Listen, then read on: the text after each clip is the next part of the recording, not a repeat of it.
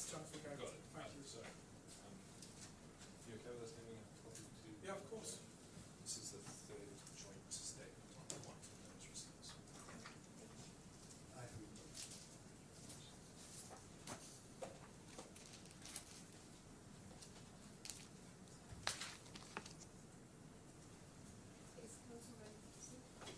Yes.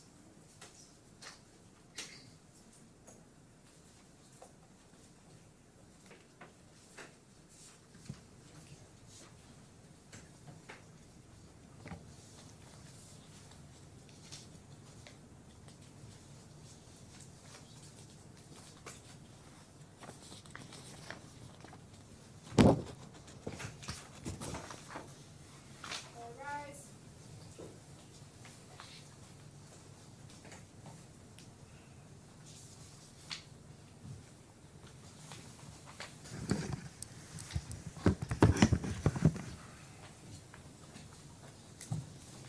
Thank you. I suggested we meet now to discuss, of course, the rest of the hearing today. Yes, I thought the first order of business was the disclosure. We're entirely in your hands. Perhaps I should tell you of a couple of developments.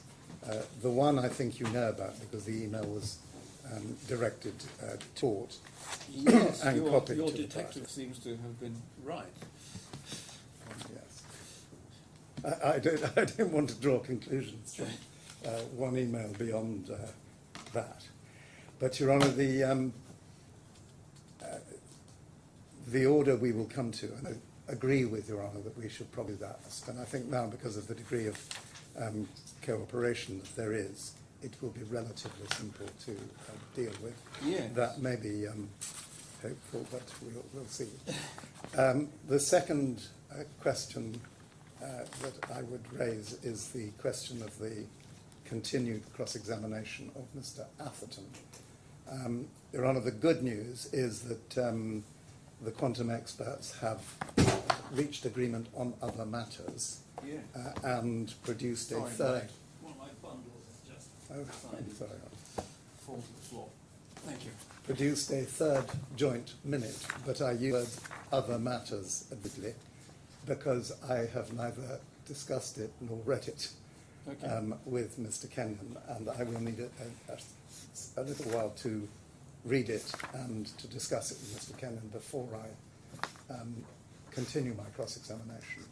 I should tell Your Honour on any view my cross-examination, remaining cross-examination of Mr. Atherton will be short, because I do not propose to cross-examine on issues that are relatively simple and the parties' positions are set out in the joint statements to date, and there's nothing further to say apart from to go through them, which I won't do. The other point, or the other issue, is the the conferencing with the two expert witnesses, actually three witnesses. Mr. will be in the box as well. I'm told they'll all be giving evidence from the one witness box, which may be cosy, but should be fine. But I think that's to do with the technological issues. And in connection with that, I should tell Your Honour that the flight difficulties that I know you did know about have been resolved, and that I'm now going in the middle of the night, and Mr. Hussain is going tomorrow morning. So if it takes a little longer, that really doesn't matter. Okay, thank you. And I think that covers everything. Thank you very much, Mr. Hussain. John, if I can address you first on the disclosure, as I promised. Yes, of course. If I can hand you the email. I saw the email that you sent this and morning. the two documents. And I've seen the two documents. So just to, if I can give you the handout as well, Brian. So just going through the three items. So the modelling is available in the main computer at Affan, which is a separate offline computer, so it's not as simple as being able to move it. So we're happy for it to be made available for viewing by the claimant's personnel. representatives and the experts. Hopefully between DLA and Horizon a date and time can be agreed, and we'll come back to you if there's any difficulties. Okay, that sounds sensible. The second question was whether there is a model that is behind the images in the tender proposal at combined bundle page 916 and 917. Yes. We have searched, we have not found any CATIA model that goes behind or explains those images.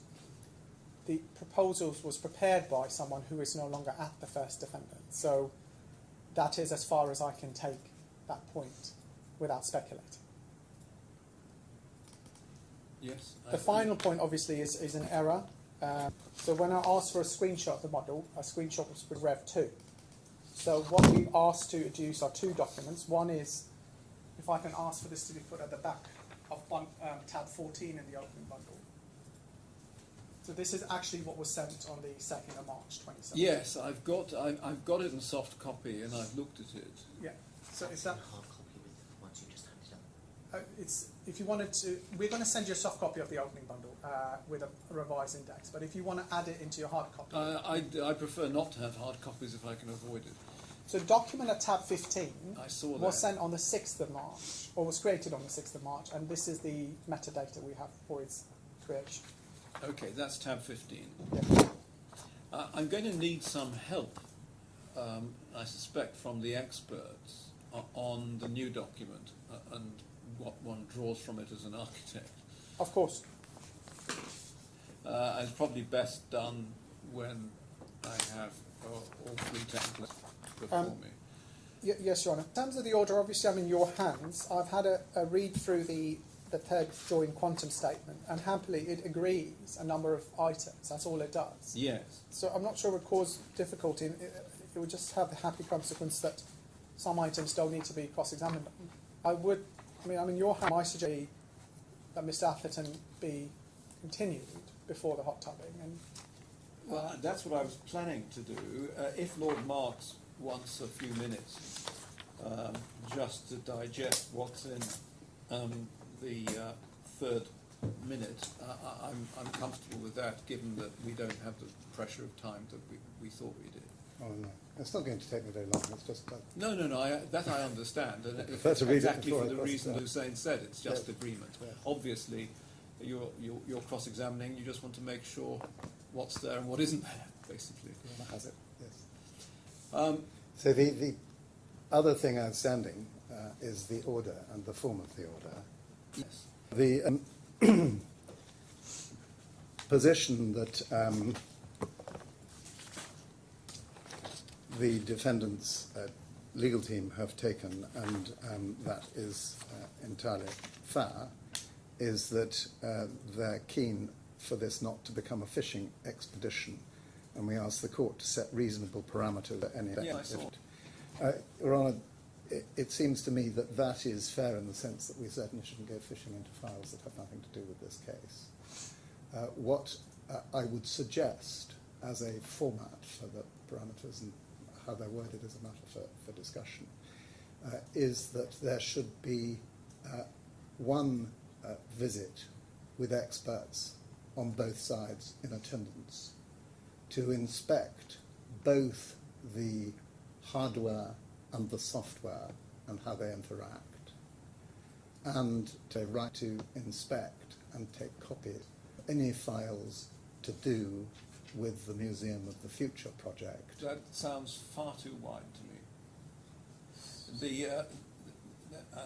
The issue is the provenance of what is said to be the CATIA model Yes.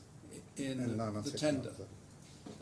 And subject to anything you say, I was going to limit the inspection to any files within the CATIA software resident on the standalone computer that relate to that model, and that the model at tender, not afterwards.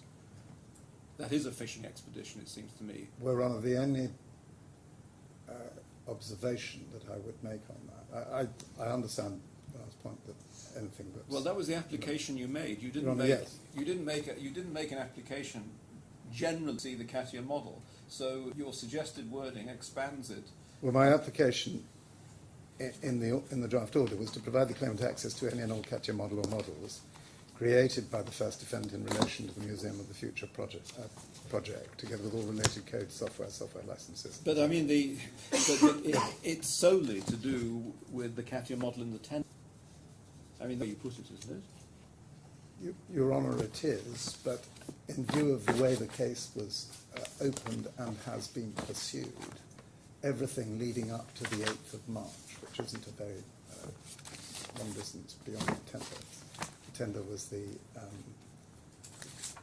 the 2nd of March, and the acceptance, as I explained to Your Honour yesterday, Dr. Affan said was the 2nd of March, but in fact the first model was the 7th of March. So our concern is to go to the 8th of March, because we now know that was the date of the acceptance. Thereafter, I can accept the point that anything would be fishing for further documents to do with the case that might have nothing to do with it. But since the case is now, and it is a completely new case, put upon the basis that this variation originated in a change of instructions from the defendants to the claimant, given on us, we now also know that the document that was at tab 15 of the bundle.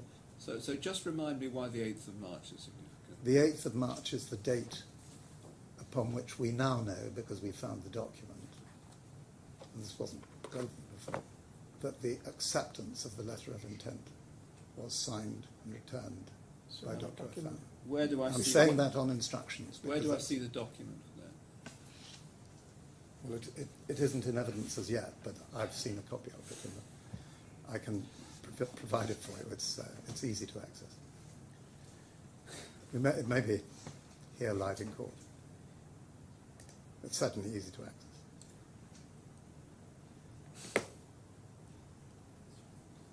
But we now know that the 6th of March was the date upon the document that actually found its way into tab 50, the opening bundle. Yes. Mr. Hussain says an error. I'm not challenging that, I'm just saying it hasn't been established. That's the date that was created. Yes, well, what is said is that emanates from Killer. Yes. Well, I simply am trying to avoid speculating about all these matters of which we've very recent and very partial knowledge. Yes. But in terms of the disclosure application that I make, I would invite Your Honour to make an order that takes it forward to the 8th of March, which is the date of letter of acceptance of the tender, and would include this, we say, very important document that was attached at tab 15, because although I see red horizontal lines on the document that we've been given, this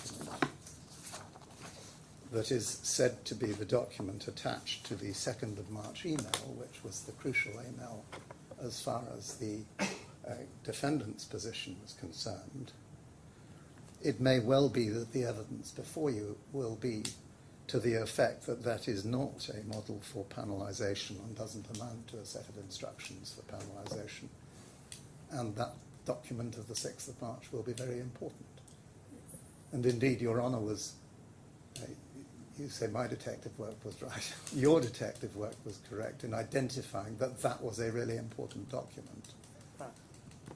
And that's created on the 6th of March. So the provenance of that, the arrival of that at But why does that relate?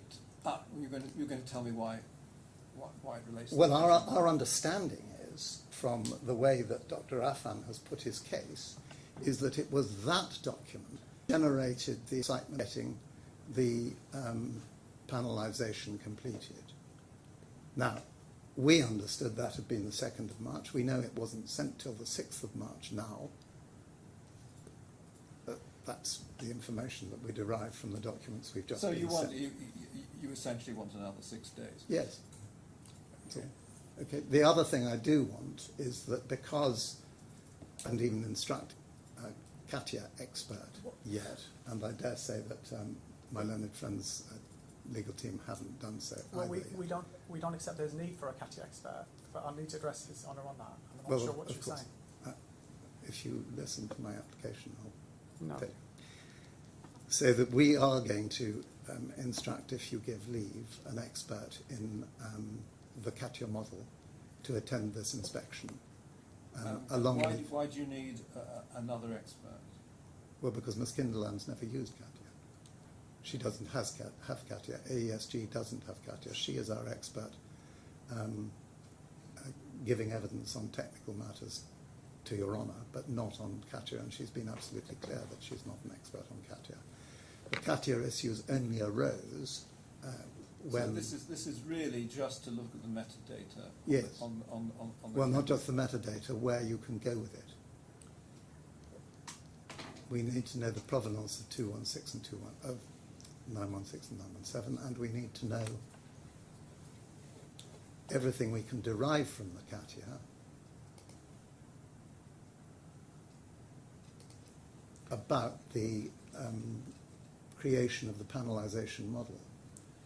It's been the defendant's case throughout that the CATIA model was used to do the panelization, and indeed is the only software that is used by Dr. Affan's company, Affan, the defendant, to produce a panelization model. Okay, I understand. I understand your So submission. we need that. Okay. And the only other point that I was going to make, I don't want to prevent my friend from getting up, is that because those experts on the CATIA model and interrogating it haven't been instructed, there should be provision if the two CATIA experts are to, but certainly for us, to make a re-inspection if there's something that it becomes apparent when he analyses the takeaway from the first visit. And we don't want to have to make another application and have... So if the expert thinks it's necessary, he should be allowed a revisit, but only one revisit and one initial visit. And we're not saying the revisit is inevitable, it's just if necessary. Okay. Right. Thank you very much, Mr. Hussain. Your Honour, there is a lot of incoherence and conflation in what's being said. If we can just start with, if we can go to the combined bundle at 916, and Yes, I have it in front of me. we've had to dig out the logic of this application, which we still don't understand. The point taken in 916 is somehow these go and build floor-to-floor panels. That point is taken even though in the very same section at page 917, it said in terms the panels are proposed to be 9 by 2.2. That's fine. If that's a case they want to pursue, that's up to them. We say even the image doesn't show floor-to-floor because you can see the blue outside and the red inside. But that's a case you want to take. This has nothing to do with the new documents we introduced at the start of the hearing. This image is in a tender proposal put in on the 25th of January. A new argument, completely independent of anything that I have adduced in this hearing, which is to suggest that because of these images, and despite the fact that the tender says again and again 9 by 2.2, that there was an intent to span the panels floor by floor, floor to floor. So this is nothing to do with the new documents. That's the first point. If those new documents were suggesting a new case, which we don't accept they were. That's the first point. The second point is, as far as the email on the 2nd of March is concerned, that email and its contents have always been available BAM because BAM sent them to us. We're saying that the attachment to the 2nd of March email also comprises an instruction to follow, to lay the panels floor to floor, and that is also consistent with what was said on the 6th of March. Nothing has changed in the case that we are putting. We are happy, even though we don't understand the reason for where this is going, we are happy to allow access, reasonable access, to the CATIA production model. We will propose what we intend to do, and the parties can discuss that. But when we start hearing throwaway lines like, well, there's a document on the 8th of March, and we're going to need CATIA experts and so on, without any explanation what the CATIA experts will do, I mean, there's no suggestion that if we provide the CATIA model in ISG or readable format, it's actually something that will misstate the document that they view. I'm not sure what the application being made is. I'd understood the application, and we can check the transcript if necessary. I'd understood the application to be related to the provenance of pages 916 and 917. Yes, and we have not found any model that underlies or connects to this. Now, what I have to say connected to that is that the person who produced this tender You said is no longer with us. He's no longer So with I us. can't say definitively, well, this is where he got it from. But if the highest the point taken is that somehow these images came from a CATIA model that shows this, they will then need to argue that overrides the specific intent stated in across the tender. It's fine if they want to take that argument. That's fine. Well, that's a. But I don't understand what they need a CATIA expert for, because even if there were, I'm sort of vaguely sympathetic that if somebody doesn't know their way around the software, it's not much point in looking at it. the software can be brought up on the screen. You can ask Mr. Smith because was with us yesterday when we looked at it. If there is a difficulty, obviously, then they can let us know what's going on. But to seek orders for an expert, if they want to bring someone along to help them view it, that's fine. But what seems to be suggested is that there's going to be a new line of evidence about which sure goes. This 96 and 917 has nothing to do with anything we have adduced. If they wanted to run a case that were actually, Your Honour should ignore the statement 9 by 2.2 because of the images, that was always open to that. It has always been our case that larger panels were instructed. That's the whole point of the counterclaim. Yeah, no, I understand that, and we are happy for them to bring someone along if they feel more comfortable for that person to view the software. I'll need to take into on that, but we don't have issue. From my understanding, I'll confirm that. But if it's been suggested that Your Honour will now order a new discipline of expertise for no defined reason, then we're not. no, I mean, yes, I mean, it does seem to be over elaborate, I must say, to me, that if somebody's just going to view a model to see the provenance of these docs, I must say I'm not minded to act on an undisclosed letter of the 8th of March. Can I just address that? I mean, I'm not sure where that point. The point seems to be, and it arises generally. To be fair, my learned friend has made the point before. He says that because the documents that show the models that show floor to floor are in the index of tender documents and in the index of subcontract documents, that means that they're included in the price. Okay, that's a legal argument. Yes, yeah. And that's perfectly, I mean, that will stand even regardless of any inspection. Our answer to that is, well, there are also other documents that say we get to choose, and you didn't let us choose. But I mean, I'm not asking to decide who's right. I'm not going to decide it because there's a matter of closing submission. But that argument will be equally potent or not potent without this. Yeah, I mean, at the moment, I don't see what this 8th of March document that I've not seen is all about. I'm just dealing with the application that was before me about 916 and 9. Yes, the other point I would make is it was suggested that, well, the documents that have been corrected on the record are somehow. That's a different. Yes, that's a but different I would issue. just I'm add that you're not. Yeah. Just dealing with the CATIA at the moment. Those are not CATIA. I'm sorry, Your Honour. Lord Marks, Your Honour, yes. May I reply very briefly before do you? reply, because I'm having some difficulty. Well, there is a difficulty, and the difficulty is that my friend showed you the text under the two models, but not the text over the model. Yeah, I So know what if that's. We've seen It it says, a dozen times. the We have CATIA completed a CATIA model it says, and we have completed the panellisation. with See proposed below, with proposed panelisation. panelisation. So See you below. are entitled, I'm happy, you're entitled to see whether or not there is genuinely a CATIA model as at the date of the tender with proposed panelisation.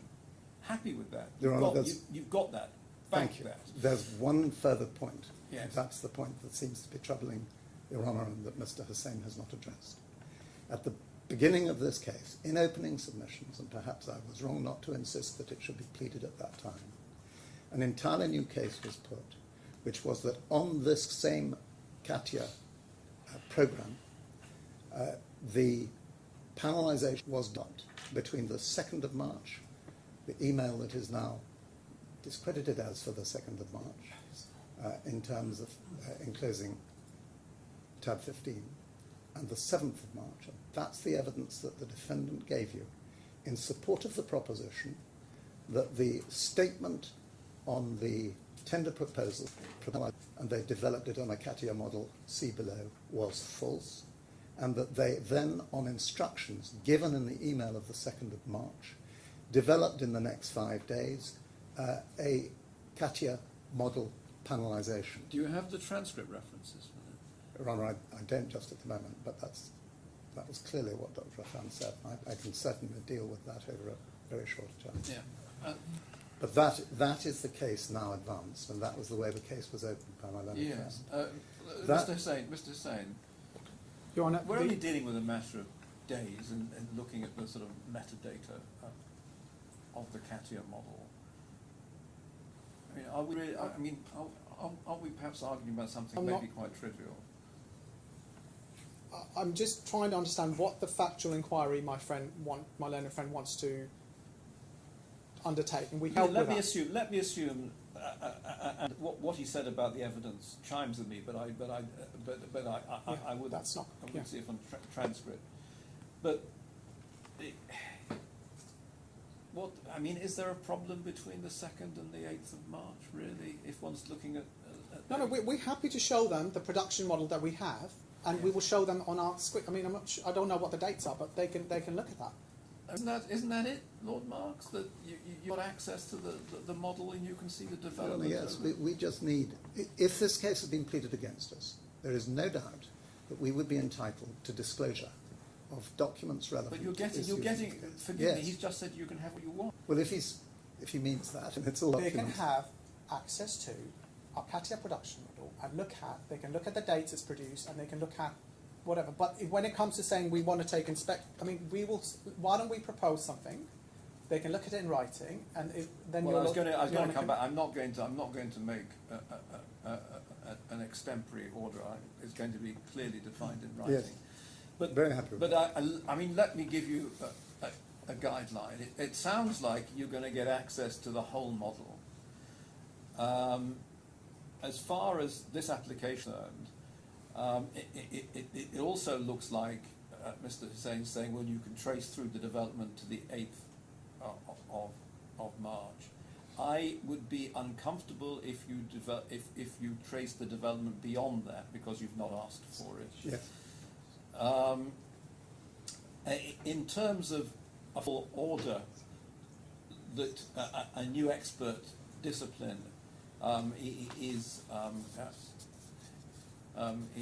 permitted, again, I'm sure we can deal with it informally. Again, I mean, saying, it seems to me you said, if you want to bring somebody along who can use the software, bring somebody along who can read the software. Well, I'm totally relaxed about that. It's a question of, there is very unlikely to be any dispute between two people who know about CATIA as to how it works. Yes. And it may well be that Ms. Kinderland and Mr. Smith can agree a letter from two CATIA people jointly telling us that. I don't know what you mean by a letter from two CATIA people. I mean, you just need somebody who knows how to use the software, Yes. whether it's a technician or whatever. I mean, it seems We to me will be have a informed. technician there. Yes. I've sat with Mr. Smith, and Mr. Smith has asked for the model to be shown in various forms, and I understand the technician is able to assist him. And they It's can, just bring that's their the own techni- they can bring their own technician to make sure that your technician doing it properly. I mean, if they want to, you can If they literally want to see do- what he's clicking yes, as you're going No, along. but if, as you said, it seems to be quite reasonable. If they want to bring somebody Yeah, of along course. who's No familiar with objection. CATIA software, just to make sure that what they're being shown is correct. Well, I'm entirely happy with that. And the provision for experts was just to deal with the fact that we don't want in any circumstances to extend the timescale so that we. I'm not going to do that for a formal order for All right, so experts. You bring along a technician who can look over the shoulder of their technician to make sure that he or she is doing the job correctly. I share your Honour's confidence that is overwhelmingly likely to sort it out, and there won't be any area of dispute between them. Okay. And I also share your Honour's view that it may well be that that knowledge can be imparted to Mr. Smith and Ms. Kinderland so that they can report on it. So, can somebody just draw up a minute of what we've discussed? Yes, I hope so. Yes, Your Honour. I suggest that what we would propose is that we, by a certain date, write to the claimant with our proposed order of inspection, and if it's not agreed, then we can both write to you, and then we aim to do that in short order. Yeah, I don't want anything over elaborate. It's just a matter of going and looking at a computer. Yeah, so we just say this is what we have, and this is what we're going to intend to show you. If there's any kind of, it may be that they come and do it, and then if there's they wait and see what happens, and if there's any issue, then that can be taken forward. But I would suggest that the parties don't bother you in the first instance. Yes, I would be extremely grateful for that. I think basically, Lord Marks, you're getting what you want. Yes, sounds like it. On the CATIA model. Yes, sir. In relation to tab 15, I'm going to ask the experts about both tab 15 and the new document, and then we'll see where we get to after that. Oh, that's a good idea. Okay? Right, yes.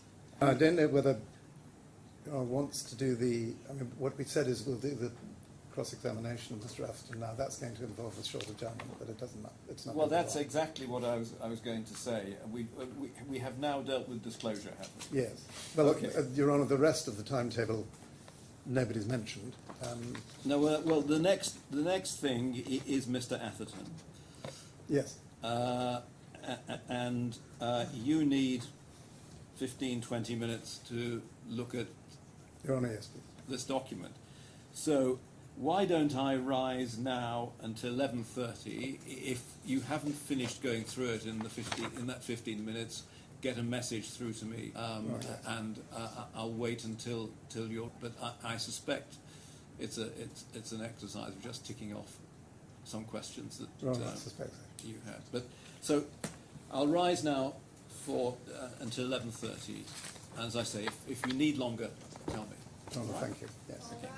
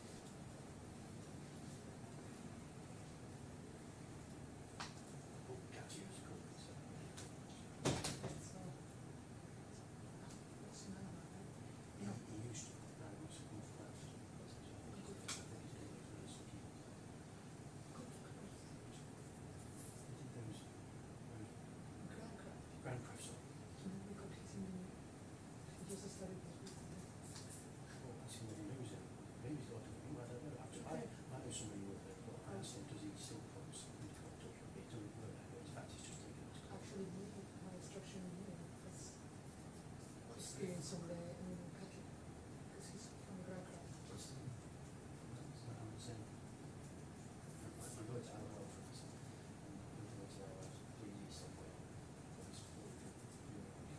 He will be much better. Okay, I will put him here. James knows him very well.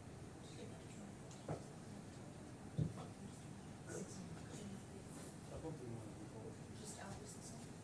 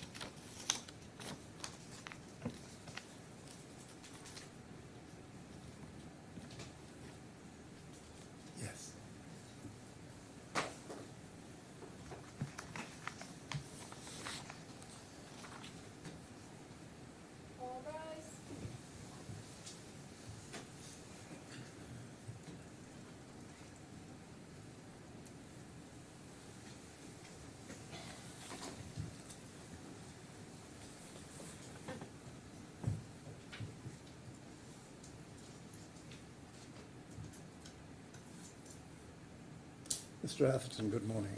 Good morning, Lord Marks. While it's fresh in the minds of not you, but the rest of us in court,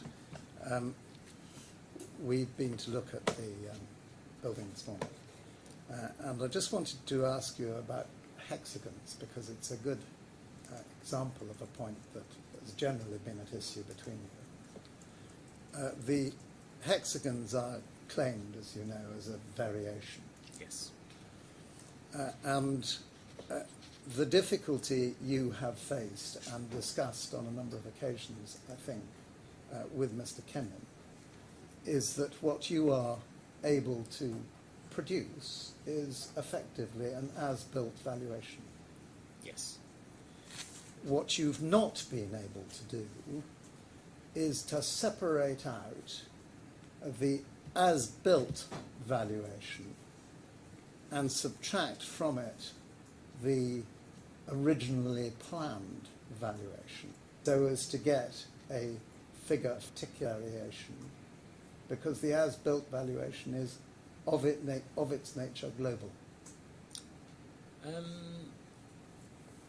You're correct in that we haven't been able to identify the costs from the IFC drawings. I wouldn't say that it was a global claim. We have, insofar as possible, attempted to value items such as the laser machine cutting time associated with the hexagons and other items associated with the stainless steel as built.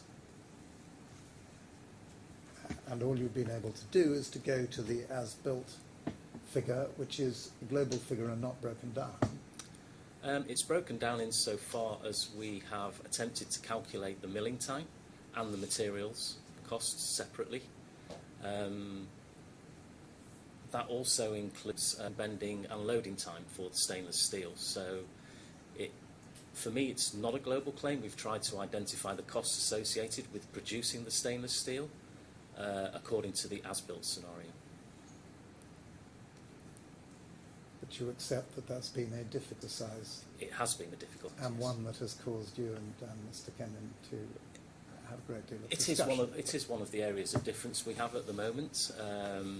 I do believe with further discussion that I'm confident that we would be able to reach a valuation between us on those items that remain outstanding. Well, that leads me to what I should have perhaps said at the outset, which is that you, Mr. Kenyon, are to be congratulated on the degree to which you have narrowed the issues. Thank you. There will be a number of areas where there are still issues between you. I believe 4 remain outstanding. On those particular items, it may be that I shan't ask you any questions because the issues between you are squarely set out on the papers in sufficient detail for them to come to a decision. Yes, as I say, I think there Not are saying 4. that's general. There are 4 questions items remaining on the D1 valuation for us to agree. As it stands, following my discussions with Mr. Kenyon, we are now fully agreed on the BAM costs. Yes. I want to ask you about a valuation of progress against subcontract rates and valuation against a stage payment schedule. Yes. Because in particular, there's an issue where you have supplied no valuation on the progress against subcontract bill of quantity rates. That's correct. And that's where Mr. Kenyon has come up with the valuation of the 46 million. And you said, I won't value. And that compares to the stage payment schedule valuation. 2 valuations very close, 75 odd and 73 odd million. And I want to ask you about the principle of that. The subcontract bill of quantity rates are effectively an effort to work from the bill of quantity rates, ascribe an amount of progress to those rates, and to scale up or down, as the case may be, to give you a figure. The alternative of going on the staged payment schedule is not strictly a valuation exercise at all, is it? It is the payment procedure that's set out in Annex 3 of the subcontract.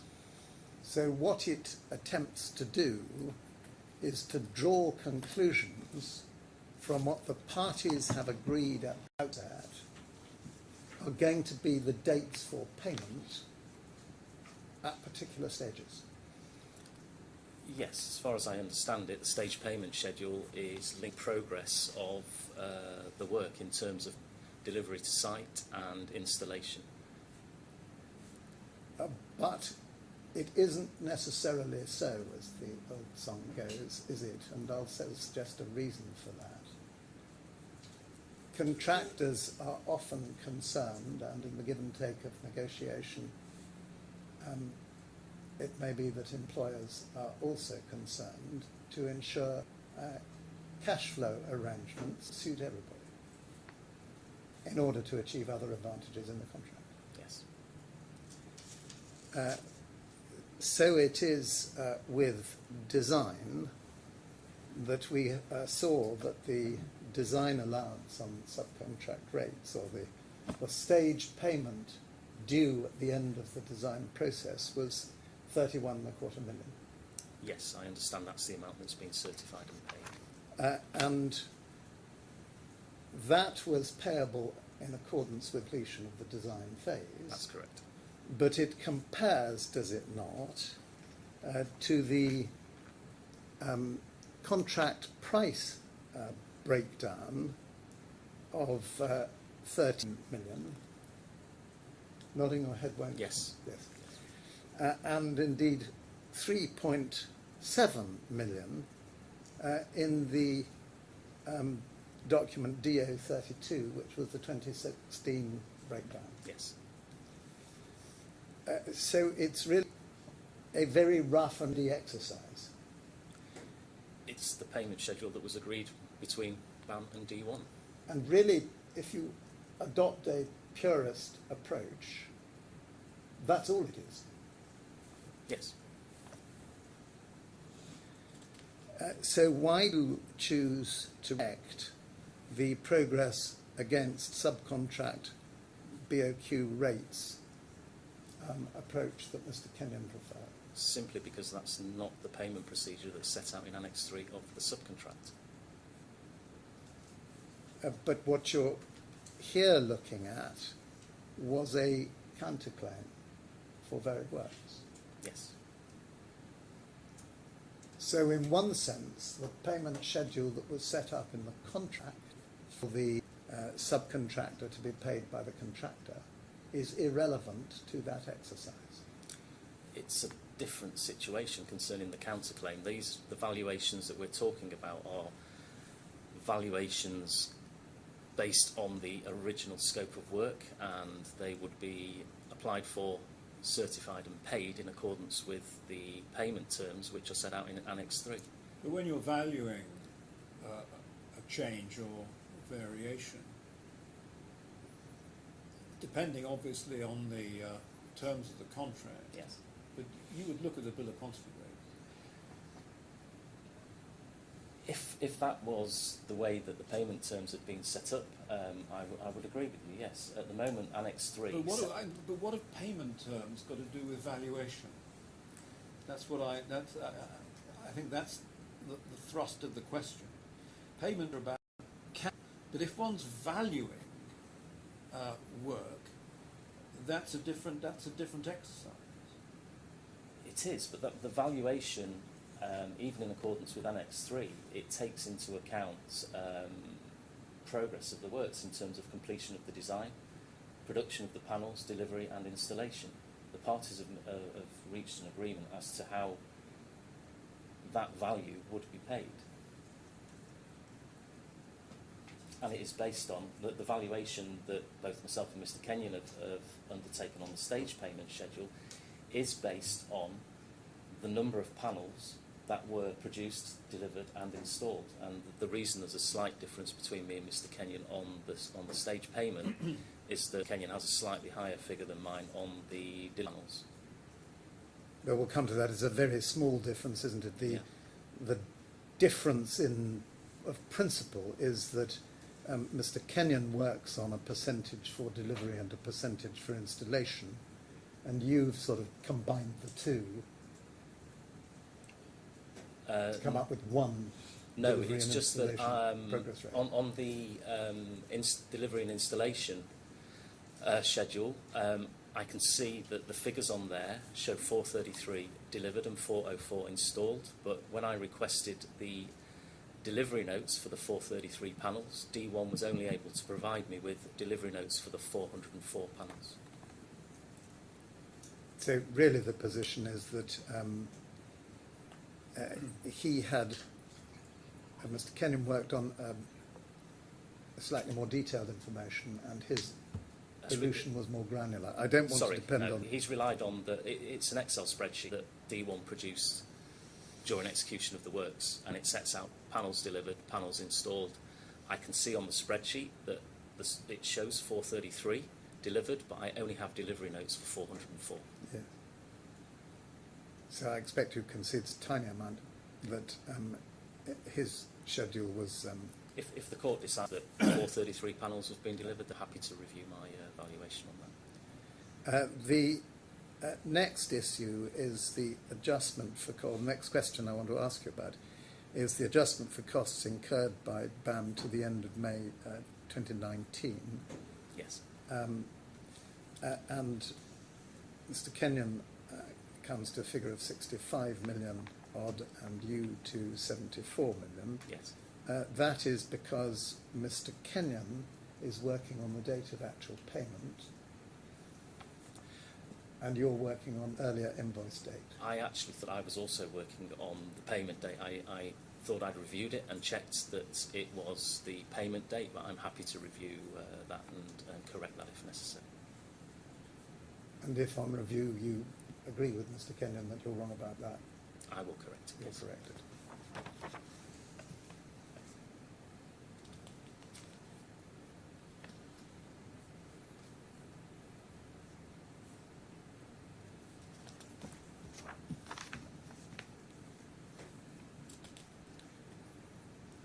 The issues of brackets and supports come into the area where I think there's adequate establishment or respective arguments. Yes. So I'm not going to ask you Yes. about those. Foam and foam milling.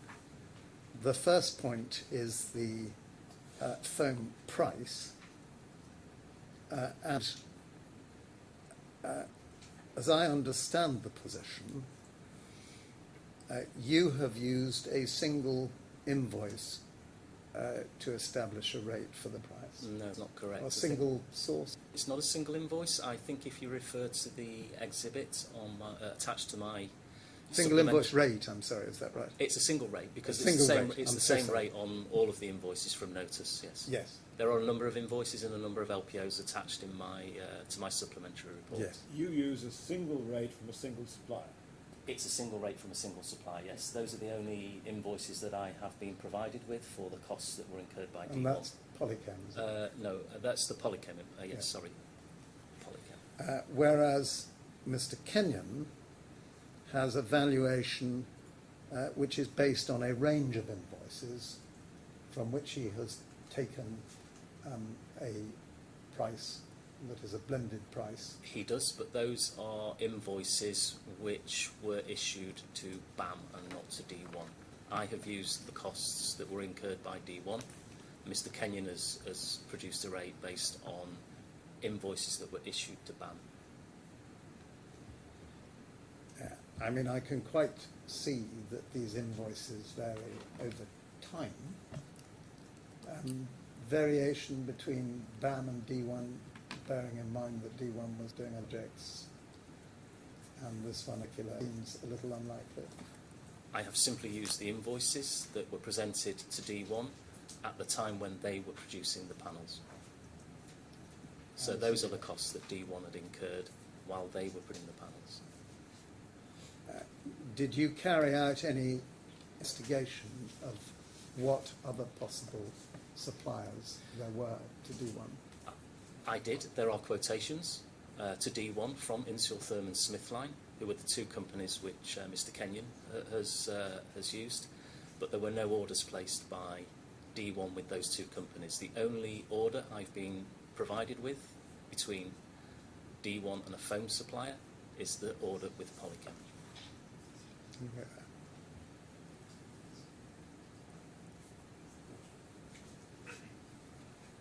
Would you rather forgive me for that?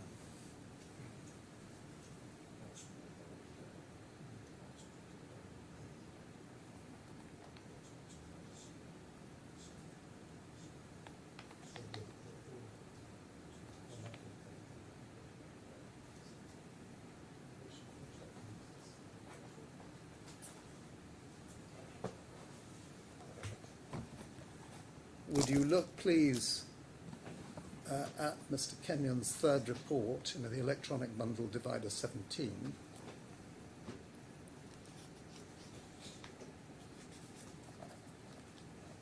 At page 57.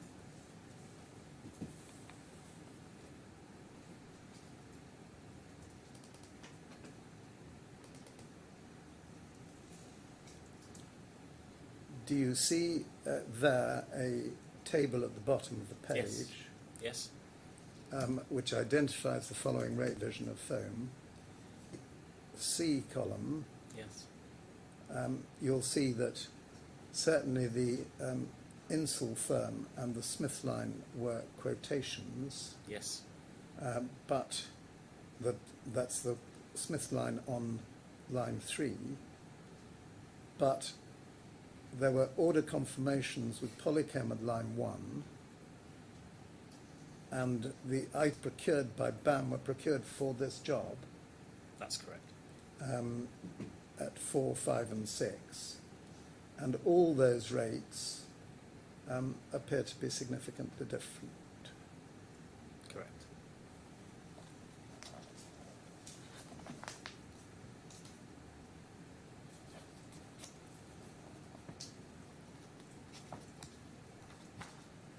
The 2 and 3 orders, they say quotation. It says orders, it says quotation. Yeah, I know, but they ordered. Do you know whether lines 2 and 3, Insultherm and Smithline, the evidence relied on as the quotations, whether those were in fact ordered? I have no suggest that they were ordered by D1, no. And if that's investigated and it proves that they were, then would you agree that the blended rate is more appropriate? I would agree, yes.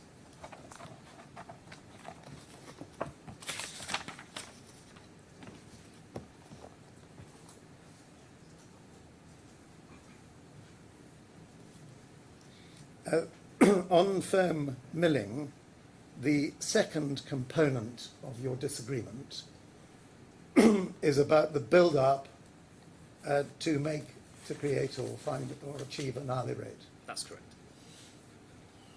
And the principal difference between you relates to the depreciation of the cost of the machine and base setup, or machinery and base The setup. base setup, yes. You have depreciated the capital cost over 3 years to 25%. Yes. You're both agreed that it should be depreciated to 25%. Yes. But Mr. Kenyon depreciated that over 5 years. Yes. And he showed you that he relied on a tender return form which gave a useful life for the machinery of 5 years. Yes. In those circumstances, justification can there be for depreciating over 3 years only? Yeah, I would agree. I think that needs to be corrected. Fibre reinforced materials are thankfully now agreed. Yes, we've agreed. So are panels, Yes. and so are consumables. Yes. On the question of ovens, I think you'll both agreed that there were ovens and they were used. Yes, that's correct.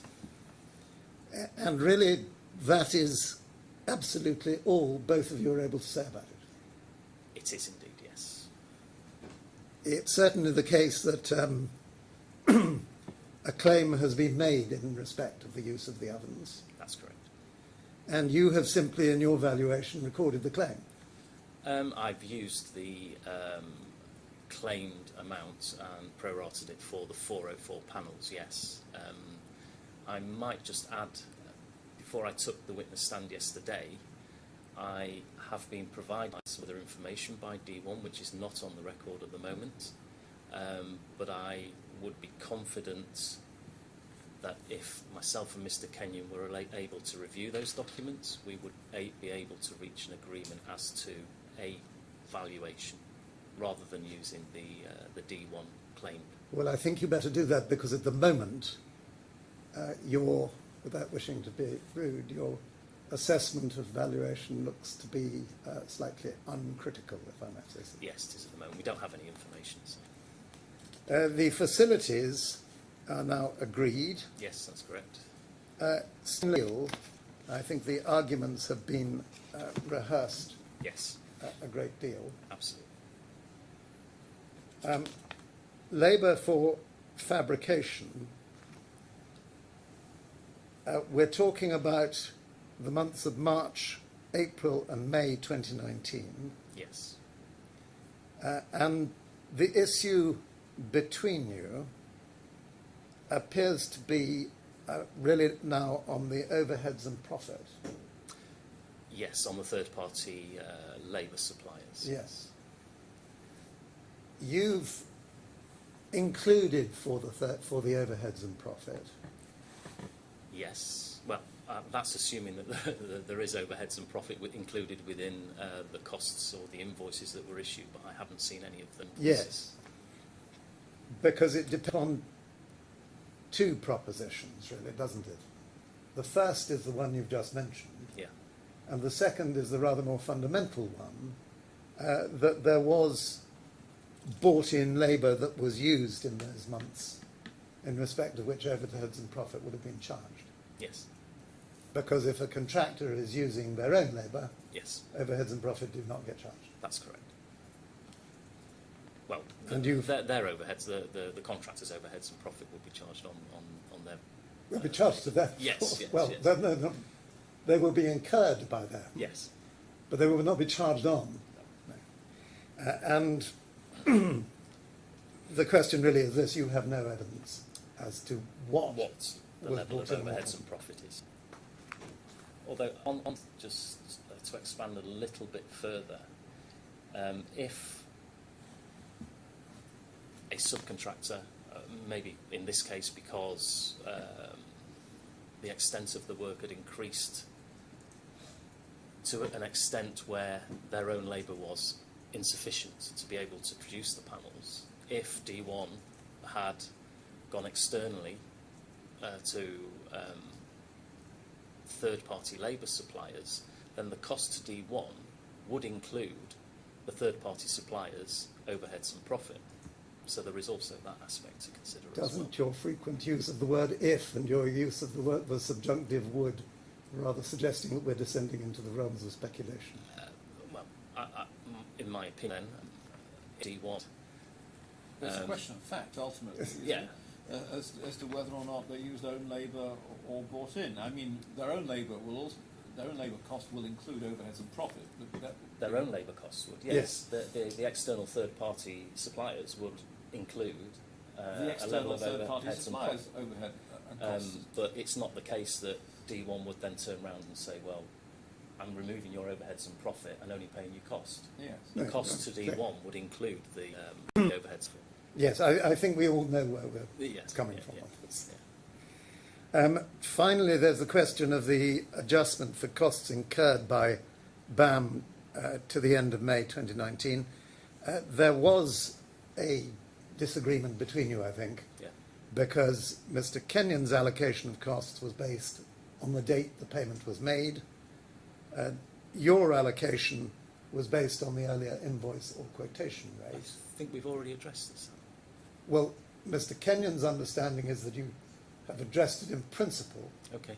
and that you're able to make an adjustment that need adjusting, but I think they haven't yet been adjusted. They haven't been adjusted yet. And you're all both agreed that payment date's the relevant The date. payment date is the relevant date, yes. I will double check that. I thought I had prepared it on the basis of the payment date, but I'm happy to check. Well, you've been working with Mr. Kenyon in a hurry, and we're all in awe of your speed at producing reports. So, Good.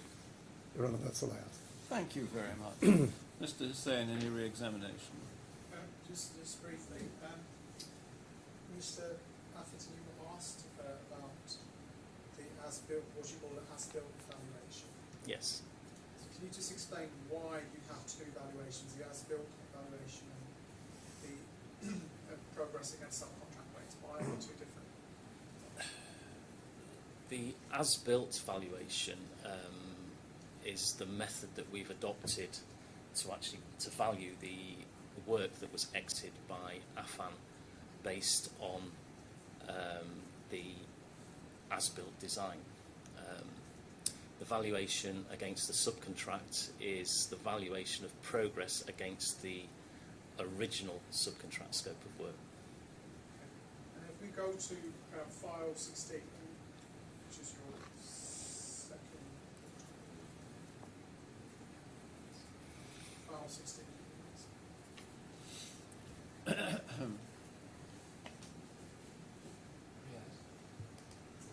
I'm sorry.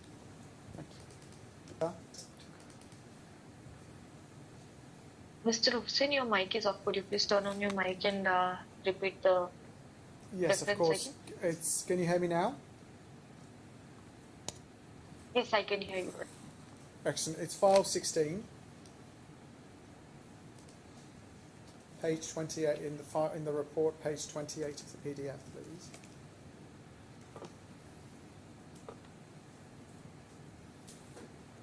You have a headline, valuation of variations, and you quote the contract. And then you say at page 30, paragraph 2.3.7, you say, I reviewed the BQ and established that the item descriptions and the BQ rates for the facade panels are composite in nature based on the specifications of the IFC drawings. What does that mean?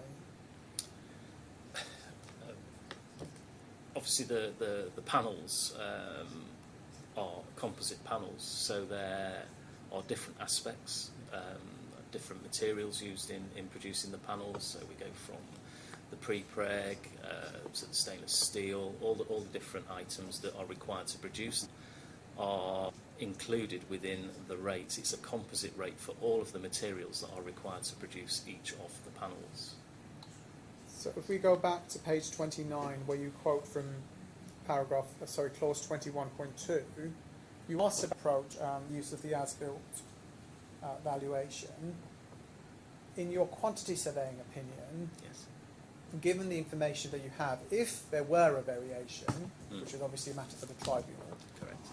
what would be the best way, in your opinion, to value that variation?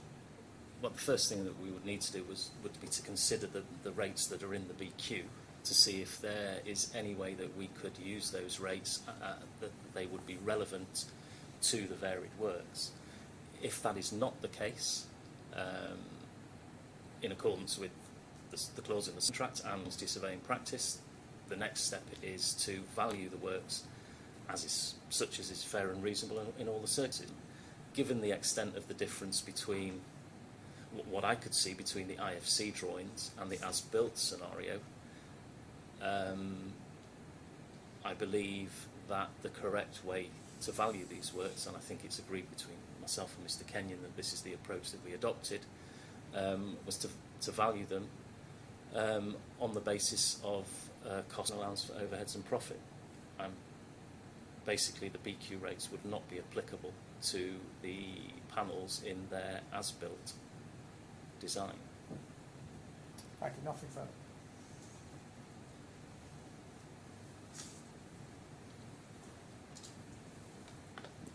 Thank you very much, Mr. Atherton.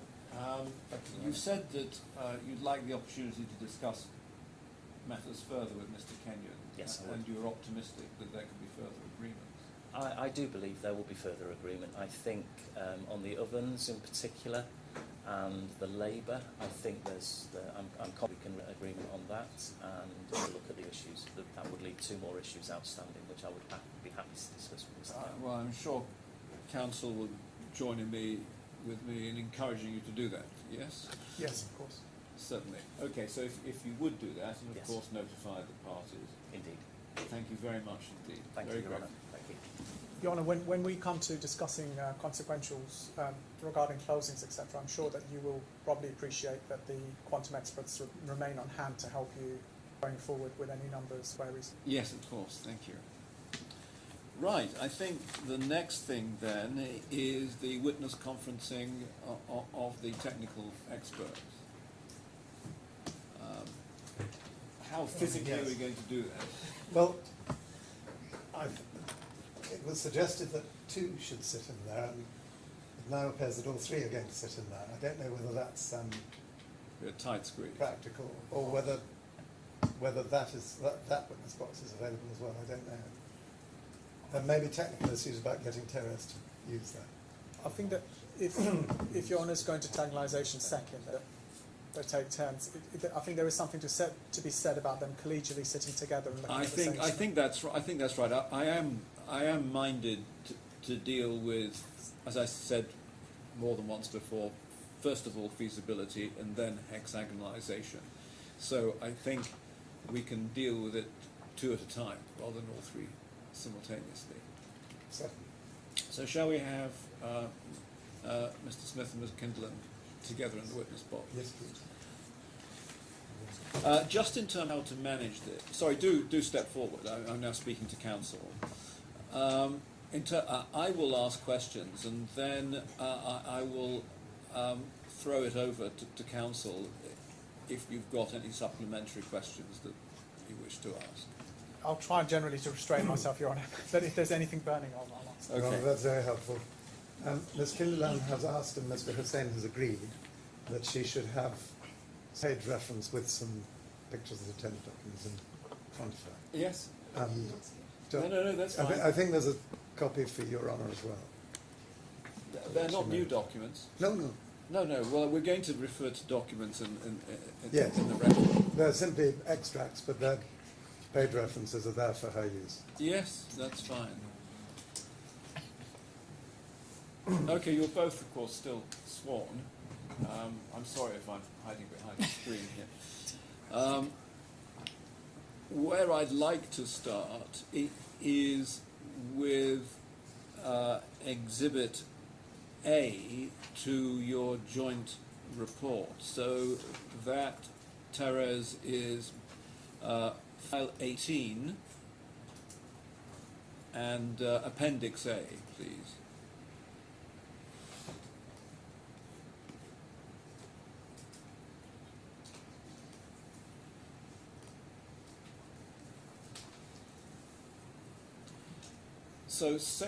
So I'm sure you're both familiar with that, having discussed it between you.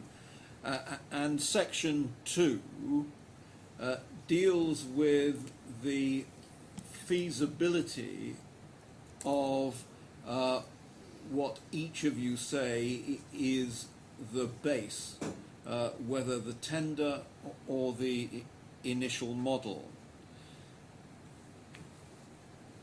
So just if I can start off simply with asking each of you, first of all perhaps Mr. Smith and then Ms. Kindlen, is to say why you think, Mr. Smith, it's the tender model that is the base, and Ms. Kindlen, then I'll ask you about the initial model. Okay, so just in summary, so I take the tender size as the base because that is what Affan produced their tender price on. So when you say model, there isn't as such a model that one Correct. is looking at in the tender. So you derive your base pure from the proposed sizes of Correct. the panels. Correct. Okay. And Ms. Kindlin, you say there is a model.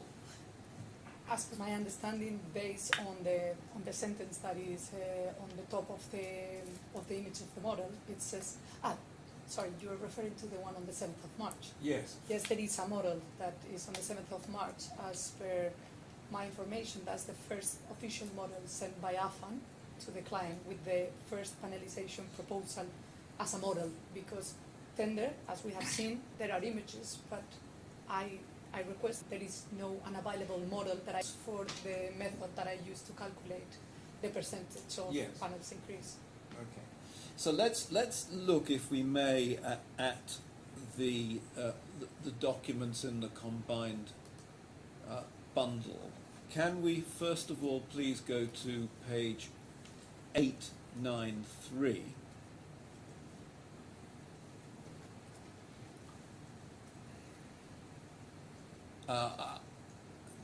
We haven't looked at this particular drawing, and if we go to the next, just scroll down to the next page, 894 as well. If may I say, explain these drawings? Yes. Well, I'm going to ask you, yes, indeed to explain them, because Okay. I've not been taken to them before. So this is related, if I'm correct, to the glazing areas. What we were discussing today, that some of those are not transparent, so those are considered spandrel, and some of the other areas are meant to be visual, so those are visual. Yeah, visual the areas, glazing yeah. that you can see through, yes. I think it's more obvious on the image above, where you can actually also see the spandrel and horizontal. Okay, and this emanates from the architect? As per the models that I have reviewed, and again, this is completely an assumption because it's put it on Affan. The models review provide this difference. They provide a massing for the solid and a massing for the glazing. There's a massing for, in the tender documents, there was a massing for the calligraphy, so I would assume that is where these images come from. So the answer to my question is you do think they come from the architect? Yes. Yes. Okay.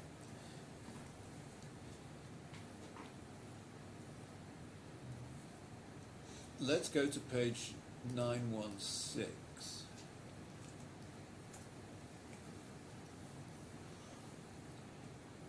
So is it fair to say it's still unknown where this Yeah. image comes from, Correct. as far as you're concerned? So first, Mr. Smith, do you think this shows panelization or not? I don't think it shows panelization in terms of reflecting the floor levels and what was actually then built. It does show a form of panelization, but what I understand from Dr. Affan is that the colouring is purely identifying different curvatures on the building.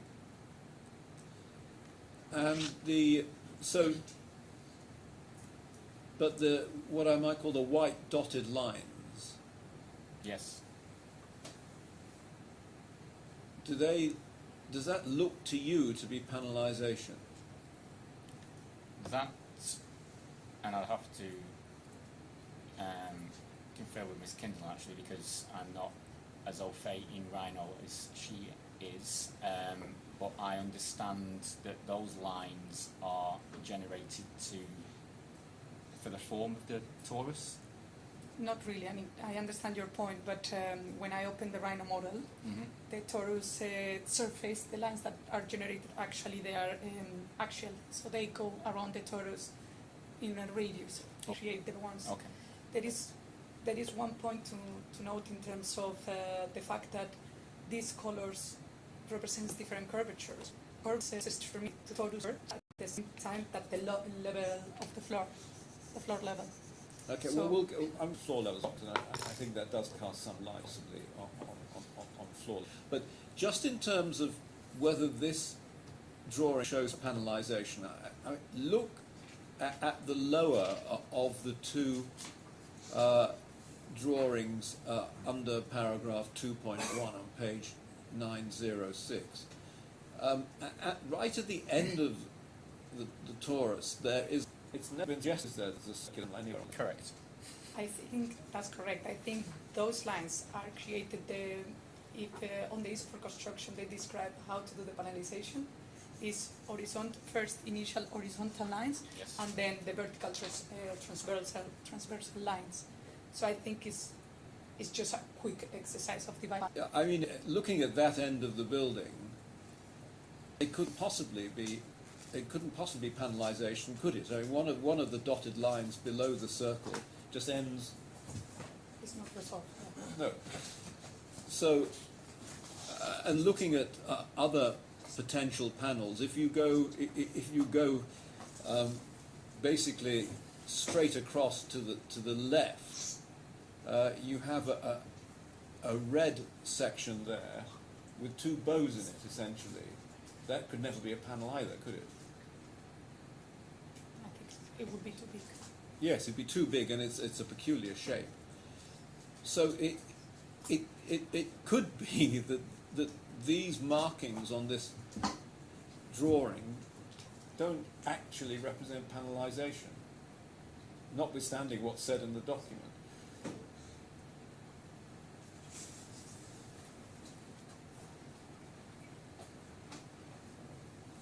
In my opinion, Yes. of course it's not resolved. There are many areas to resolve. That was just a quick exercise Yes. to extract the number of panels that they said on their tender and the typical size that they mentioned in the tender. Again, that will be an assumption from us. So you assume that this is a rough and ready sort of calculation, use the rough and ready calculation of the number of panels? Yes, because they need to, as per my understanding, at tender stage, you need to calculate the typical panel, so you can calculate the program, which they did, 60 panels per month, based on the typical size or nominal size of 9 by 2.2. So the whole tender requires to have that information. So although there are many areas that are unresolved, but there is also in the tender a consideration for 2 months for the panelization process. So it was never the final one. Okay, and Mr. Smith, what do you think? I mean, Ms. Kindling's assumption could be taken that way, or her view of the model could be taken that way, but just, Your Honour, if you look at the dark blue as well, the lines that are on that are slightly curved, so that would, if this was a panelization model, that would indicate that those panels, as they go up the building, have two edges. Yes, now if one goes to page 197, on to page 917, again, at the opposite end of the torus is a large circular section, which couldn't possibly be a panel, could it? Are you looking? Here, I think. Okay, yes. Yes, the same as on the other side. I Yes. think it's not. Yeah, that would be too large. Yes. This is just the result of cutting straight in vertical. And those lines that form that circle do not align with anything else, which No. is not what I understand the design team were looking for. Okay, let's move on to the next page, page 918. We've looked at this drawing before, and I think now we can look at it with the benefit of having had the site visit this morning. So we've got a drawing, structural analysis of mock-up of future museum. It says simply supported at both ends. You both referred to that. Could you just, each of you, explain what you understand to mean simply supported at both ends? I'm Mr. Smith. Yeah. Well, not being a structural engineer, but my view of that is simply where the fixing location would be for that panel onto the diagrid. Yeah, I mean, actually, it's maybe helpful if we look at a couple more documents before I ask you to give your final view. Could we also move? Sorry, Your Honor, Yeah. if I might clarify something on Yes. this one. When you have a unitized panel Yes. and you have a simple supported at both ends, means that, well, depends how the design is done, you take the load on the top or on the bottom, and then you have the wing restraints just on the other area. So that will mean, as we were discussing this morning, that if it's a hook-on system, I will assume that the load was taken on the top brackets, and then the bottom ones are just to make sure that the wing load. I think we're going to see the answer to that in the next document I Perfect. want to go to. But I think so. I just want to take you to well, basically 3 documents, and then I think it might help you both to answer this question. First of all, can we go to page 923?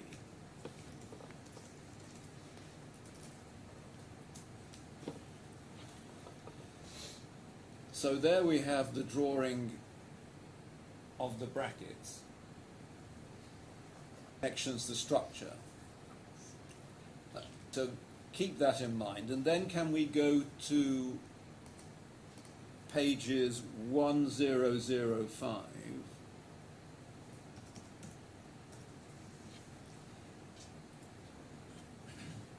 And so this is the mock-up. Again, I don't think we've looked at this particular drawing before, but I think the central drawing in this set shows where the brackets interface with the panels. And if we just scroll down to the next page, I think we have more detailed drawings there. So do those 3 documents help you in answering the question that I was asking a moment ago?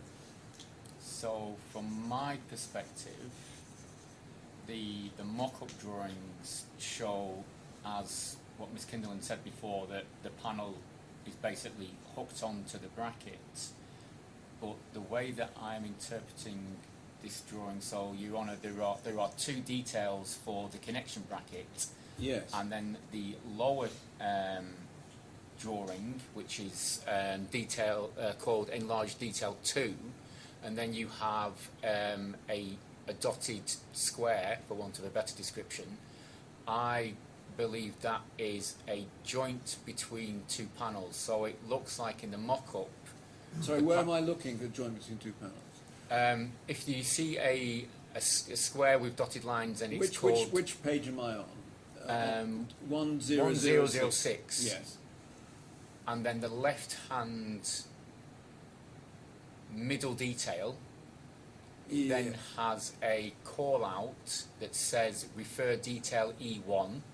Sorry, you'll forgive me, I'm not Sorry. finding that. Can you see detail enlarged detail 2? I've got that, yes. Okay, so the top right-hand corner of Refer that... detail E1, I've got yes. that now. So that, I believe, is the joint between 2 panels. So that would indicate to me that at the mock-up stage, the panels were supported only at the top, and there would be lateral restraint caused by the joint. Yeah, it will be considered the same. It's just the top one, as I was saying, is the one taking the load of the panel. Yeah. It will be the fixed point, and the other point is just for the wind loads. So I see. that is kind of a typical on a unitized system.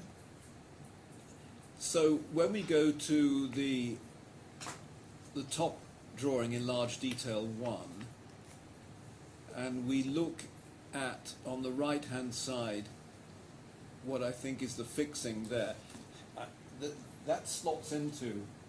It hooks on. It there's... hooks on, but then the next panel hooks over it too. Exactly. Yeah. Yes. Exactly. Okay, then But that panel, sorry, just Yes. that connection doesn't take any load of the panel. That No. connection is just avoiding this movement. Then I see. So that's simply supported at both ends, as it were. The top end support has the structural function. The bottom end holds it in place. Yes. Okay, then I understand that. Okay, can I then go to a slightly different issue? And again, I'm not sure that it's something that we've looked at before, so I'd be grateful for your help. It's the technical queries. Can we go to page 1051, please?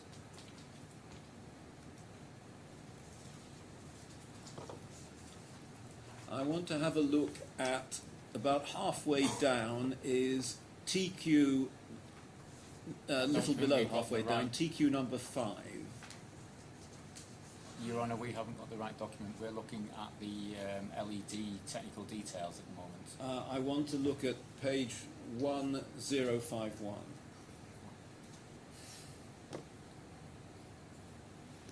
There we go. Excellent. Okay, and the third one down is TQ, is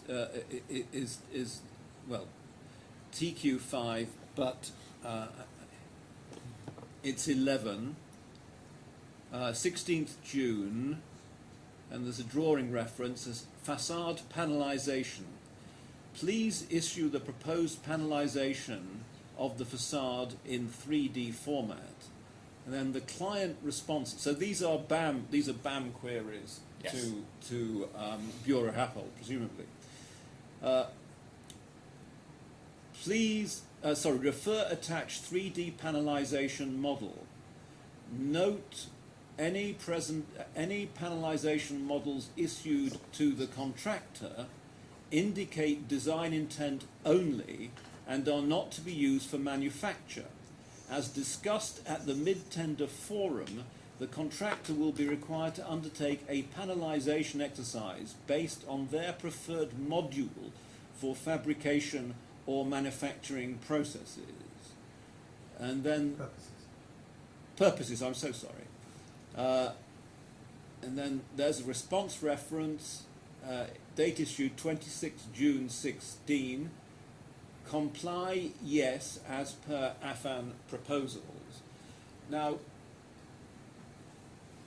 first of all, Mr. Smith, what does that tell you about the tender process and, in your view, the responsibilities of the parties involved?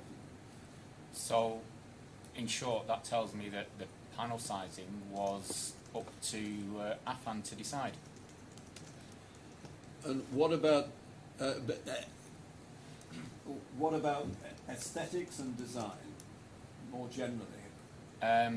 Well, that query answer doesn't go into that detail, but within the specification there are more detailed requirements of what the design responsibilities were, and those are just technical requirements for the facade in terms of the sheet thickness of the stainless steel, for example, the insulation required in the panels, and the waterproofing. Yeah, I'm trying to be as neutral in my questioning as I can, but I'm particularly interested in the words, any panelization models issued to the contractor indicate design intent only. Yes. How do you interpret that? That it doesn't necessarily have to be followed by the contractor. What is meant by design intent? How the architect wants the building to look. Okay. And Ms. Kendall, how do you interpret that? Same as Mr. Smith, just saying that when there is a tender intent on the issue for construction, it's more as a guidelines to follow, but again, they were making really clear on this statement and previously that the panel size depends on the contractor or their capabilities in the manufacturing.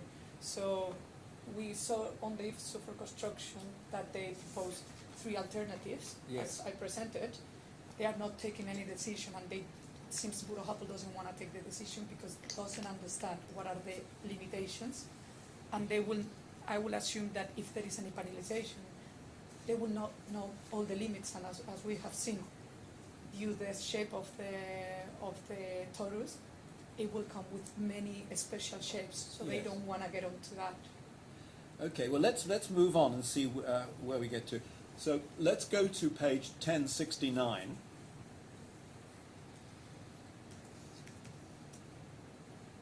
So this is another So now we're actually getting to some references to panel sizes.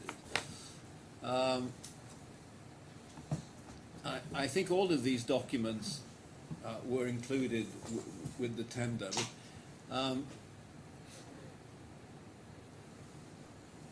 So let's just see.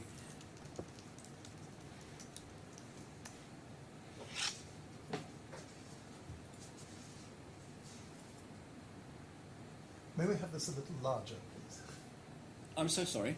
No, I'm sorry. I said, may we have it a little larger? Yes, because of course. I've got it. if I'm I've got it giving blown to up you. here. Yes.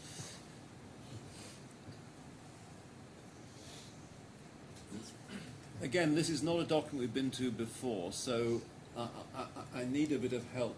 So this was in my presentation, Your Honour. It was in your presentation. Oh, well, then forgive me. Sorry for correcting you. No. It just shows. It just says one can't take everything in. So we took out, actually, both of us referred to partially of this information. The extracted part on the left and what you can see on the colors, that is a matrix that Bureau Happel did at its construction to define the properties of each of the facade systems. So I think what is important is if we go to the column that says typical module on the EWS 01, so it will be the first row of the... I can see typical module, yes. So on that one, as I presented on my presentation, here it refers that there are two options. The one that is, and it says typical module, so it's either typical module of 2.5 meters by 4.5 meters or 9 meters by 3 meters. Vertical span, 4.5 meters or 9 meters type. So I think then on the next column, I think, if I'm correct, I think Colte wrote this. No. So the compliance column is in Affan's tender proposal, and this is Affan stating their compliance with the matrix, and obviously for each type they're saying that it's going to be the same size. Okay. So this is that's helpful. So this forms part of Affan's tender. Yes. And Affan have filled in the red. Correct. Here, saying that this is what you want. This is what we're doing, and we're complying with what you want. Yeah. Do you both agree that that's... Yes, now I do understand. Yeah. Okay, well, that's extremely helpful. Thank you. So can we then go to the most contentious area, on page 1091.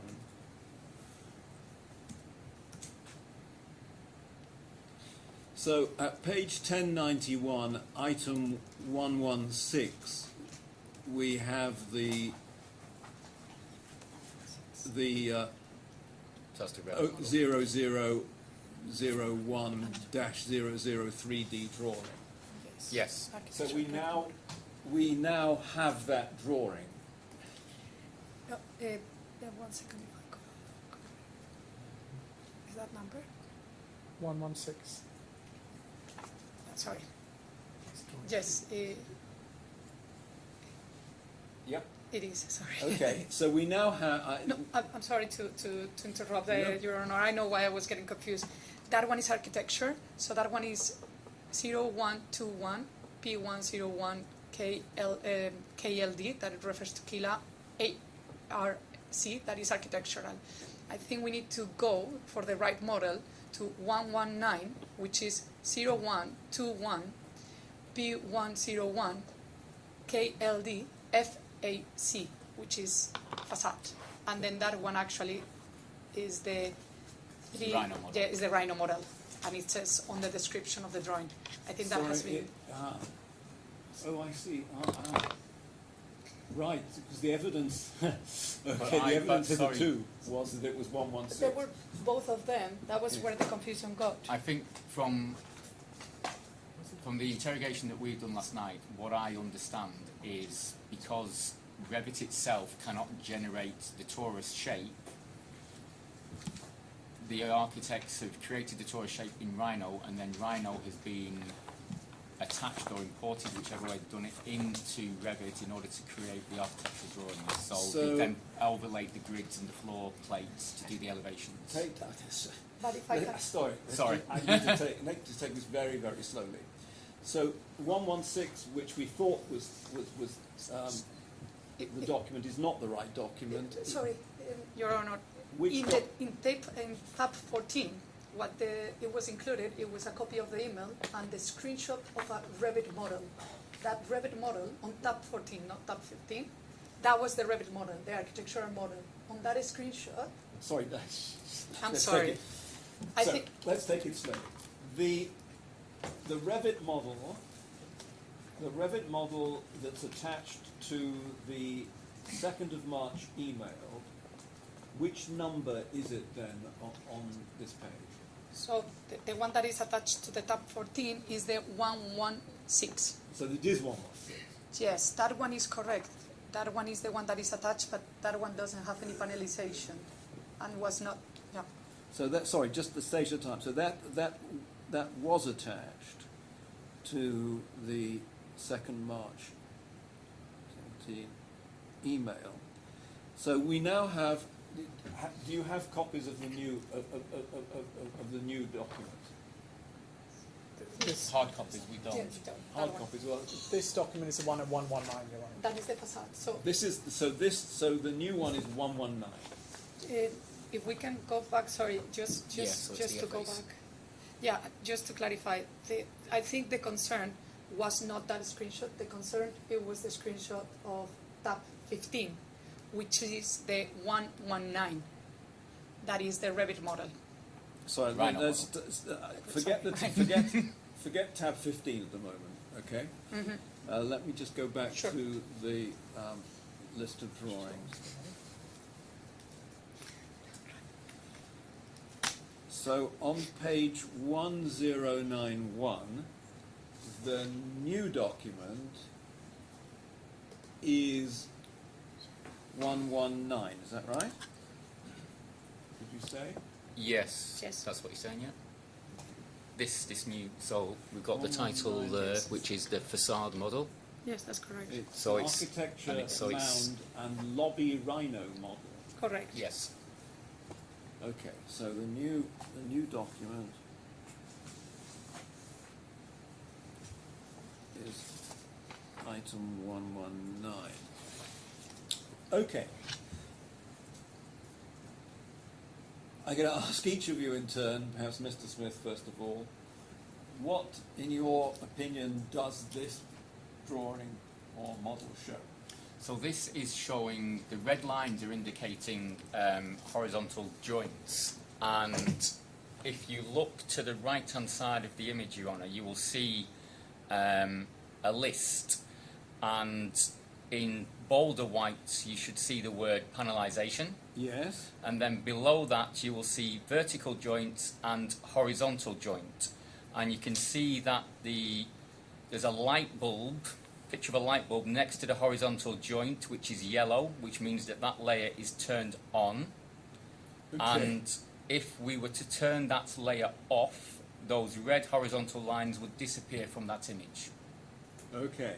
And is it your opinion that they're intended to show floor levels? It appears that those joint lines are at the floor levels, yes.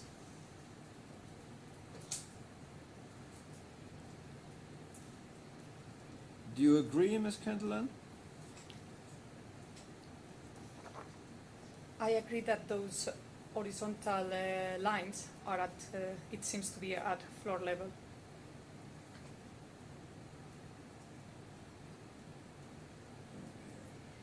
There is one note on this model because I took a look in detail. Okay. If you see all the layers inside where panelization is in a subfolder.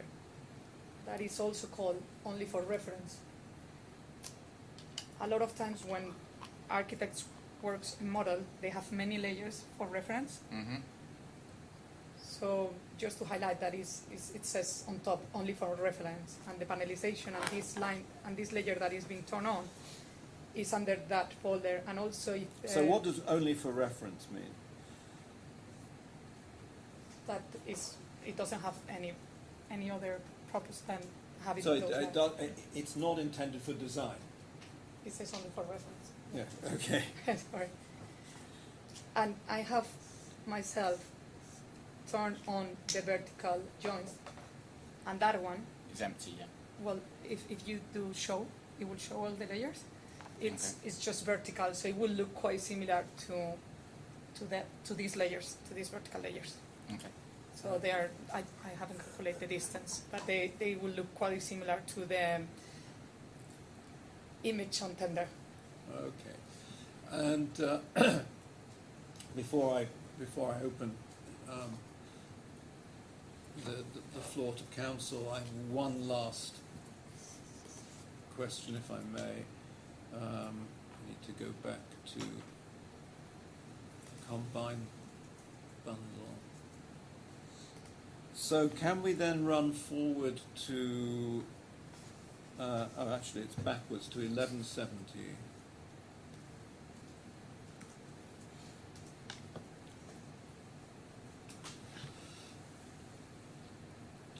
Sorry, forward to 1170. So this, as we know, is the meeting, the workshop that took place. And I just have one question, really, in relation to tab 15. I don't know, again, whether you've got a hard copy of tab 15. It might be useful Yeah, it's in front of you. to have it.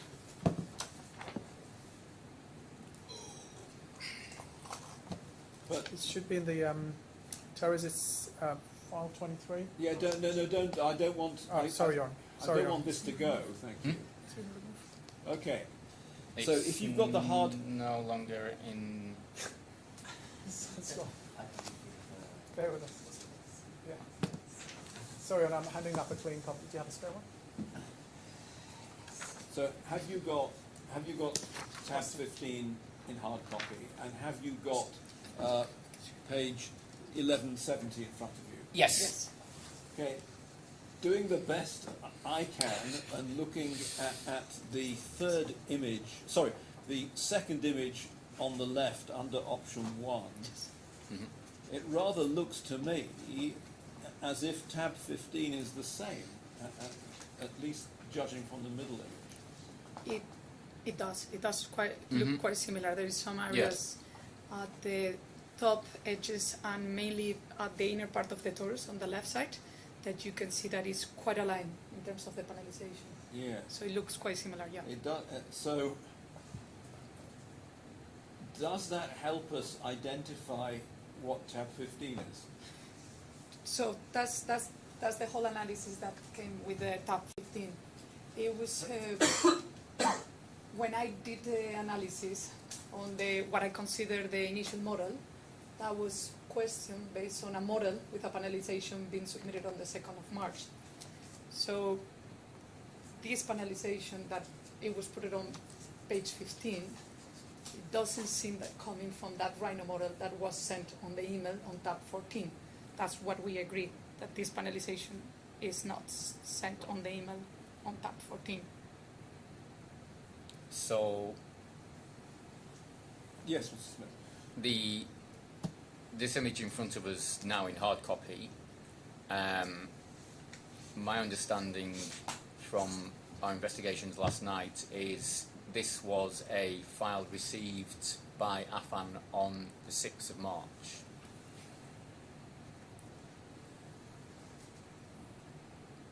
And it is a further iteration of the Rhino model received on the 2nd of March, which now shows the vertical joints.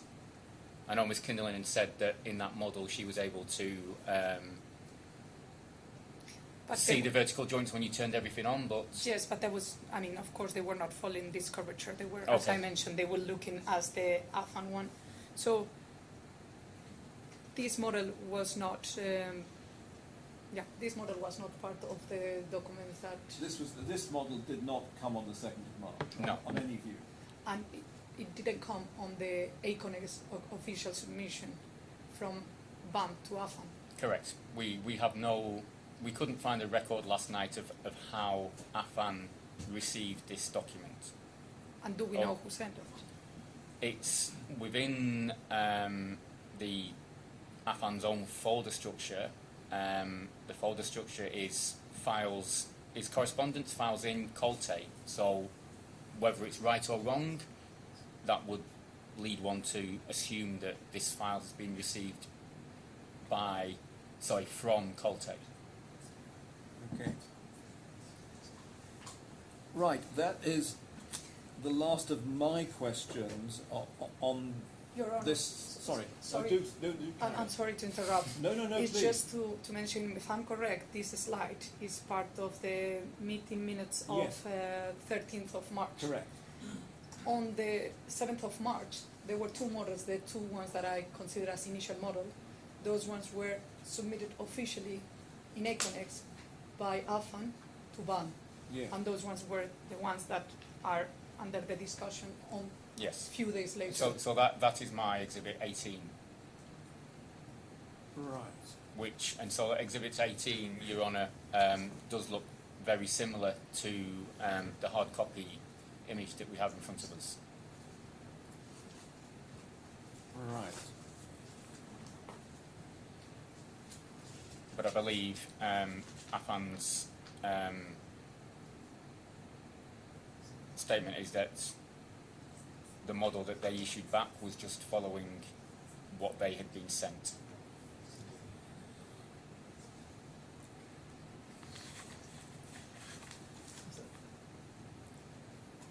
Sorry, Ms. Kinlan, just give me the date again. So that two models were issued on the 7th of March by 7th of March. Affan on Econex to BAM.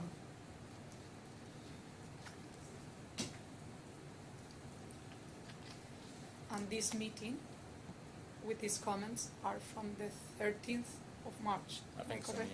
yes. Yes. And Mr.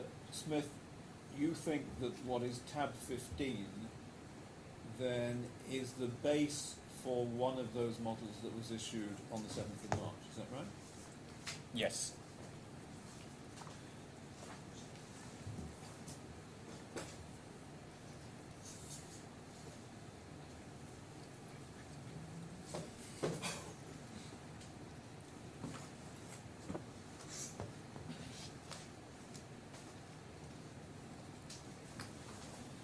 Or I think Mr. Smith said that was Exhibit 18 to his, Exhibit 18 to his report. Yes. I just wonder if we could have that up on the screen for Good idea. illumination.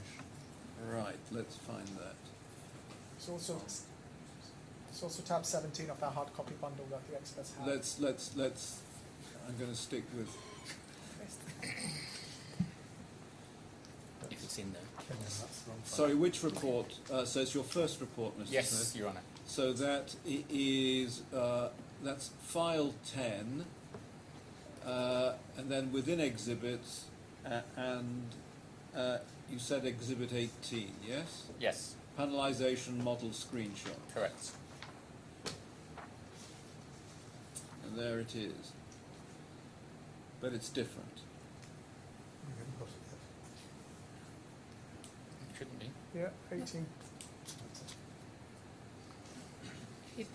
It's slightly different, yes. So I would say that Affan have refined the vertical joints. So they're around the thick neck. It looks like they've split that. I think if there were two models again submitted by Affan, Yes. and if we go back to the image on the meeting minutes of the 13th of March, so where we were before, That is in the command. that is page 1170. That should be there. Yeah, so there were two options. So what we have so looking at it, it looks like option 2 is exhibit 18. It looks different. Yeah, That's because different. these verticals Yes. are curved rather than straight. Will it be possible to open my presentation. Do we have it on Yes. online? So if we can open my presentation and go to...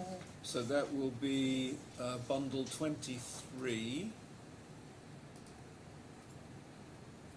late documents. That is the quantum. Sorry, we need to go to Miss Kindelan. Yes, I'm afraid I don't have it on this machine. No, I know. I think they do have it. I think they open. Yes, they do have it. I didn't load it onto this machine yet.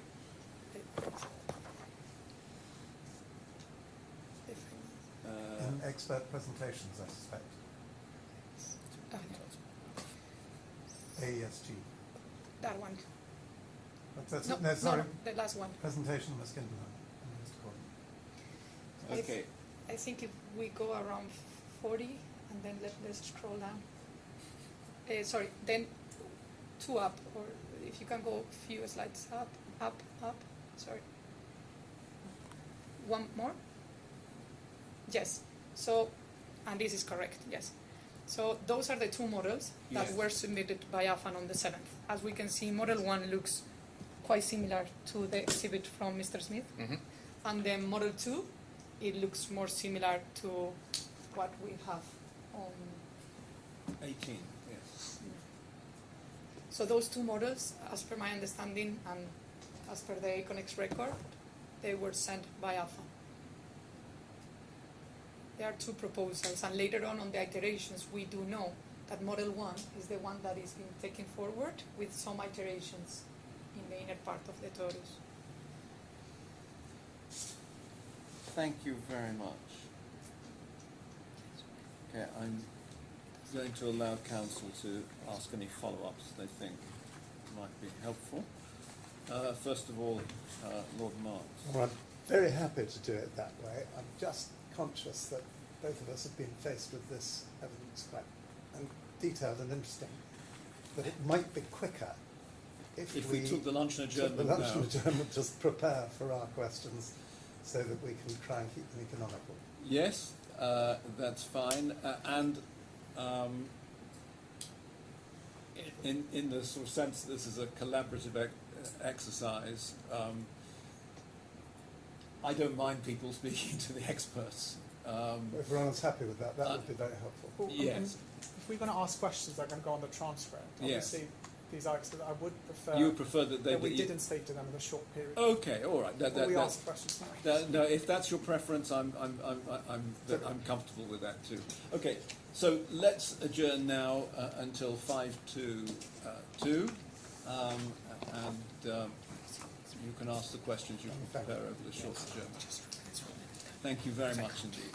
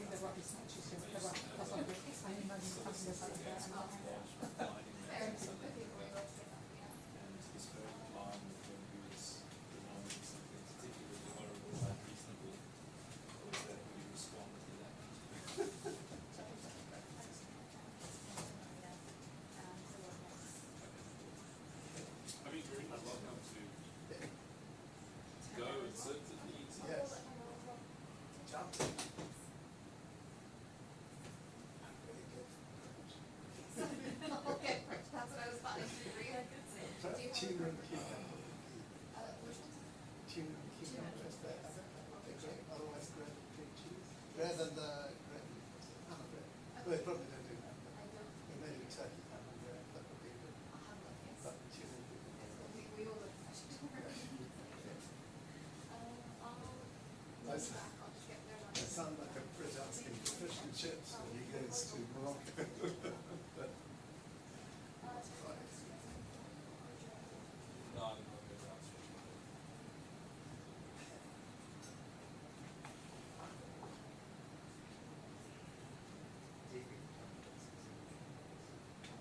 Yeah, I know, but